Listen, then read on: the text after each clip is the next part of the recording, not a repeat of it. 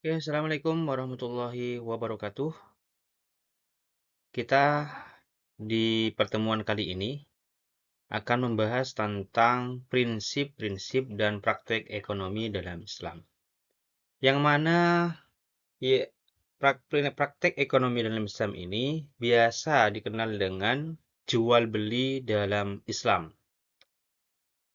Jual beli ini biasa dilakukan oleh kalangan masyarakat yang banyak masih beberapa masyarakat awam yang tidak tahu tentang hukum jual beli, mana yang haram, mana yang diperbolehkan dalam Islam. Begitu juga dengan beberapa siswa yang biasa melaksanakan jual beli, tapi masih belum tahu tentang hukum jual beli yang mereka lakukan.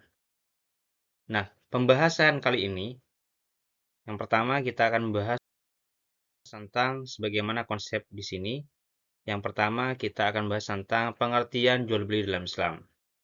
Kemudian kita akan membahas tentang dasar hukum jual beli dalam Islam dan tujuannya.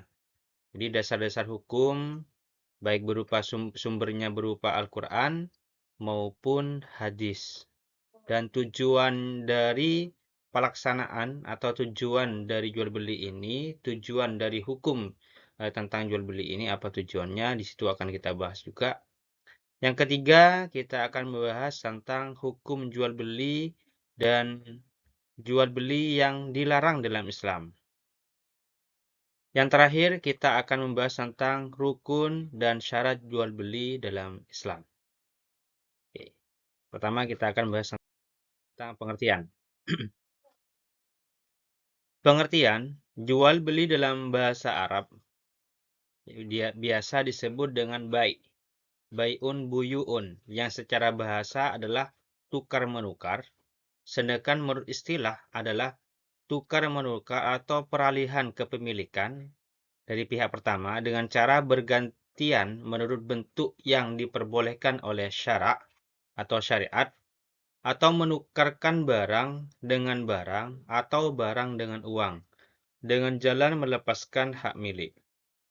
Sedangkan menurut mazhab Syafi'i, jual beli diperbolehkan dengan syarat barang yang disaksikan terlebih dahulu atau diperjelas terlebih dahulu. Kondisi barang diperjelaskan lebih dahulu. Jual beli diperbolehkan selama barang yang diperjualbelikan sesuai dengan ciri-ciri yang telah ditentukan oleh si penjual atau telah diketahui jenis dan sifat barang yang akan dibeli oleh si pembeli tersebut. Itu menurut mazhab Syafi'i. Sedangkan menurut pendapatnya Sayyid Sabiq dalam kitab Fiqh Sunnah mendefinisikan jual beli adalah pertukaran harta dengan harta atas dasar saling merelakan atau memindahkan kepemilikan kepada orang lain dengan ganti yang dapat dibenarkan. Ibaratnya jual beli HP atau tukar menukar HP. Jadi jual beli itu HP yang pemiliknya adalah si penjual ditukar dengan berupa uang yang sudah diketahui ciri-ciri HP, kualitas HP-nya, kemudian modelnya sudah diketahui oleh si pembeli, dan yang sudah dipatok harganya, harga tertentu, dan tidak akan bertambah harga tersebut yang sudah ditentukan oleh si penjual kepada si pembeli pada satu akad.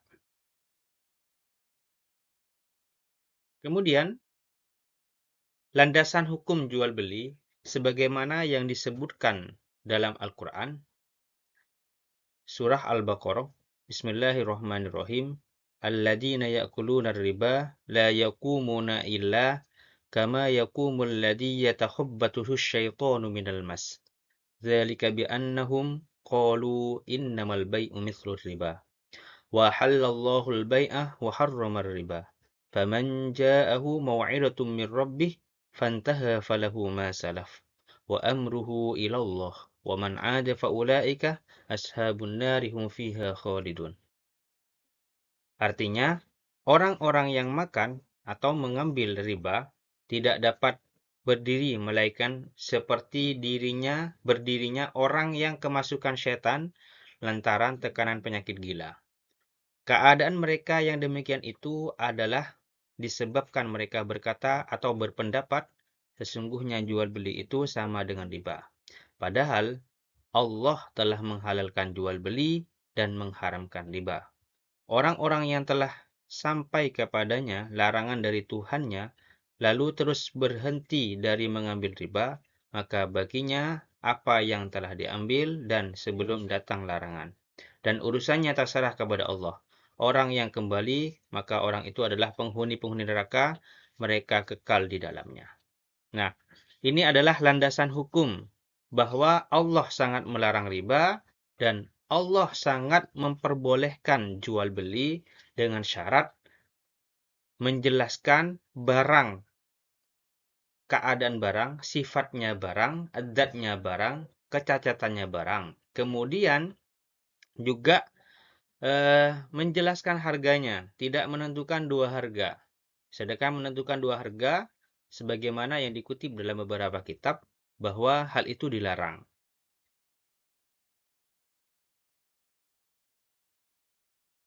Berikutnya, jual beli dalam Islam, tujuan. Jadi tujuan jual beli dalam Islam itu, kenapa ada hukum jual beli? Tujuannya dalam Islam adalah jual beli dapat menata struktur ekonomi masyarakat yang menghargai hak milik orang lain. Nah, kalau tidak ada hukumnya atau tidak ada payung hukumnya tentang dasar jual beli, maka akan ada yang namanya hukum rimba, yang mana yang kuat akan mengambil hak milik orang lain. Nah, dengan adanya payung hukum tentang jual beli atau hak kepemilikan orang lain, maka terjadilah jual beli yang saling menghargai dan saling merelakan atas hak kepemilikan dengan harga tertentu. Kemudian tujuannya adalah penjual dan pembeli dapat memenuhi kebutuhannya atas dasar kerelaan atau suka sama suka, sebagaimana yang saya jelaskan barusan. Terus yang keempat adalah jual beli yang terlarang dan tidak sah. Nah, di sini akan menjelaskan sifat barang. Menjelaskan sifat barang. Satu di antara jual beli yang diharamkan oleh Islam adalah jual beli barang yang haram. Barangnya, zatnya barangnya yang haram. Bukan transaksinya, tapi barangnya yang haram. Jual beli barang haram ini seperti misalnya menjual obat-obatan terlarang. Contohnya menjual narkoba, narkotika. Ini jelas sudah hukumnya atau barangnya haram. Jadi menjual belikan barang narkoba ataupun narkotika atau obat yang awalnya halal, kemudian karena terlalu mengkonsumsi terlalu banyak, itu akan mengakibatkan juga keharaman. Tapi hukumnya sudah berbeda. Yang awalnya halal menjadi haram. Tapi yang ini, yang dimaksud nomor satu ini adalah menjual obat-obatan yang zatnya sudah haram. Seperti yang barusan saya sebut, kayak narkoba, narkotika, atau pil distro. Yang kedua adalah menjual minuman beralkohol. Maksud di sini adalah sebagaimana whisky ataupun minuman yang memabukkan, yang mengandung alkoholnya terbanyak. Kemudian yang ketiga, jual beli benda najis seperti babi, bangkai, dan sebagainya. Jadi, dari zatnya babi memang diharamkan. Ataupun dagingnya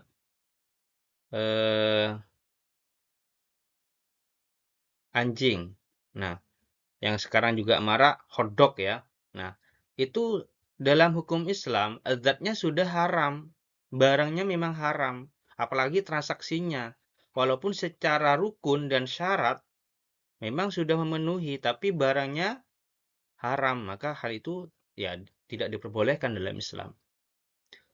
Kemudian yang keempat, menjual makanan haram atau hal-hal yang berasal dari proses yang juga haram seperti hasil korupsi dan hasil pencurian. Nah, kalau sudah Anda tahu bahwa barang tersebut adalah hasil dari pencurian, kemudian Anda sebagai penadahnya, maka hal itu dilarang dalam Islam. Kalau sudah mengetahui bahwa hal ini memang sudah sumbernya dari hasil pencurian, maka barang yang hasil dari pencurian itu adalah transaksinya ya tidak sah. Ya sah secara rukun saja, tapi zatnya adalah haram. Kemudian yang kelima adalah jual beli atau membeli barang dengan menghadang di pinggir jalan. Nah, hal ini sah tetapi terlarang karena penjual tidak mengetahui harga umum di pasar, sehingga memungkinkan ia menjual barangnya dengan harga yang lebih rendah. Sebagaimana zaman dulu, jadi ketika saudagar itu mau pergi ke pasar untuk menjual barang dagangannya, ya jadi mereka tidak mengetahui harga pasar sebenarnya berapa. Misalnya kain, menjual kain seharusnya per meternya itu misalnya 70.000. Tapi karena dia tidak paham kondisi pasar bahwa kain ini sudah mengalami kenaikan harganya, yaitu 100.000. Karena dia tidak mengetahui, akhirnya dicegat oleh salah satu orang untuk membeli. Ketika ditanya berapa harganya, dan itu 70.000 karena si penjual tadi tidak mengetahui harga yang di pasar. Nah, hal semacam itu juga tidak diperbolehkan dalam Islam. Kecuali sama-sama sudah tahu mengetahui, maka hal itu diperbolehkan. Oke, yang terakhir adalah tentang rukun, ya, rukun. Nah, rukun jual beli adalah satu, yang pertama, ada orang yang berakad atau al-muta'akidain. Ada penjual dan ada pembeli. Nah, penjualnya harus sikoh, bisa dipercaya. Istilahnya, eh, ketika menjelaskan kondisi barang, itu harus benar-benar sesuai dengan kriteria. Tidak ada unsur goror di situ. Kalau ada unsur goror, maka jual belinya tidak sah.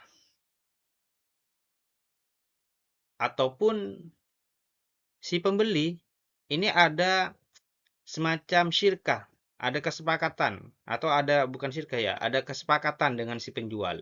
Jadi dia menarik pembeli yang lain dengan catatan, dengan cara si pembeli pertama ini eh, akan mendapatkan keuntungan dari penjual apabila dia membawa seorang pembeli, dan harganya agar supaya 2 kali lipat dari harga yang pertama.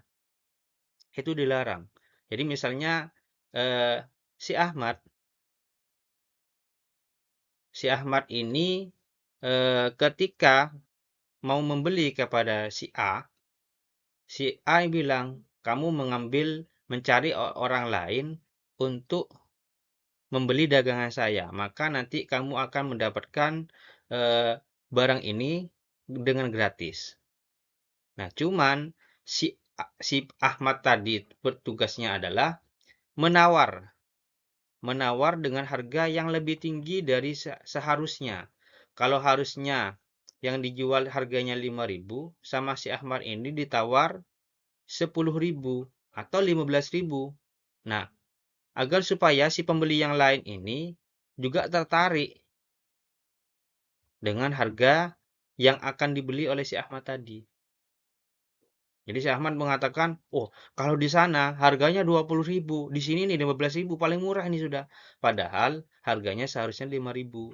Karena si Ahmad ingin dapat keuntungan. Ini ada unsur goror. Nah, karena unsur goror itu adalah yang dilarang dalam Islam. Kemudian ada sigot, lafadz ijab qabul.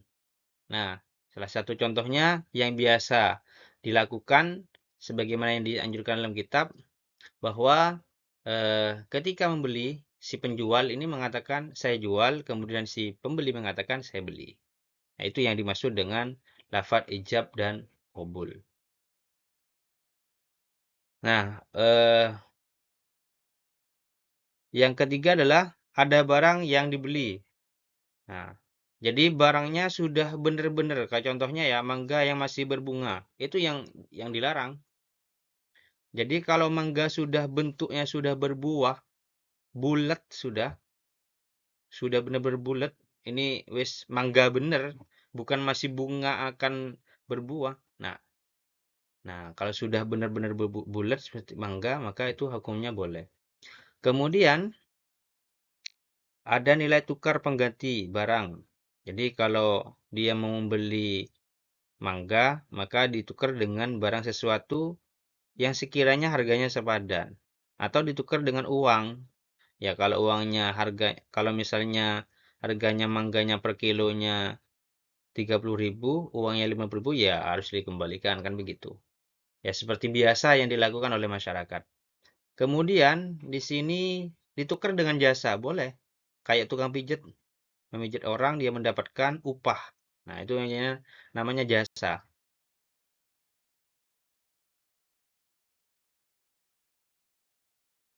Syarat. Nah, ini juga yang terakhir, syarat jual beli. Jadi harus pertama berakal. Seperti jual beli yang dilakukan oleh yang kecil yang belum balik, maka menurut jumhur tidak sah. Nah, jadi eh, syaratnya yang pertama harus berakal. Jadi tidak mungkin bagi orang gila itu melaksanakan jual beli. Kenapa? Karena akalnya tidak ada.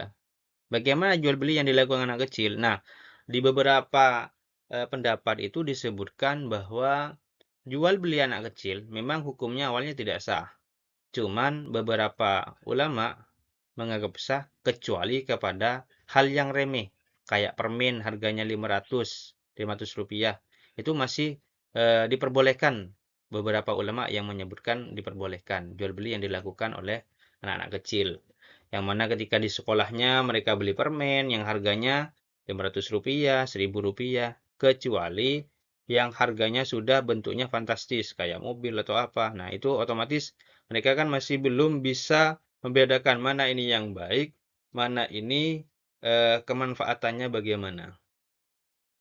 Kemudian yang kedua, yang melakukan akad itu harus orang yang berbeda, bukan sebagai penjual dan sekaligus. Jadi dia sekaligus juga penjual, sekaligus juga sebagai pembeli, sebagaimana saya contohkan tadi. Jadi ada kolaborasi di situ agar bisa menipu seseorang. Nah, itu yang tidak diperbolehkan. Kemudian masih dalam satu majelis tertentu. Nah, di sini akan berhubungan dengan yang namanya khiyar majelis. Jadi di khiyar majelis itu masih dalam satu akad, satu majelis, satu tempat ketika ada kesepakatan harga. Itu yang dimaksud. Kemudian yang keempat adalah barangnya ada atau ada di tempat, maka penjual harus menyebutkan spesifikasinya. Misalnya, ini sudah ada transaksi antara si penjual dan si pembeli, sedangkan barangnya ada di tempat lain, maka si penjual harus menyebutkan eh, bentuk barangnya seperti apa, kondisinya bagaimana, sifatnya bagaimana. Harus menjelaskan secara detail agar supaya si pembeli benar-benar mengerti terhadap barang yang akan dibeli. Nah, itu yang menjadi persyaratan dalam jual beli untuk menjadi sah jual belinya. Oke, ini saja yang dapat saya sampaikan. Semoga manfaat. Kurang lebihnya mohon maaf. Assalamualaikum warahmatullahi wabarakatuh.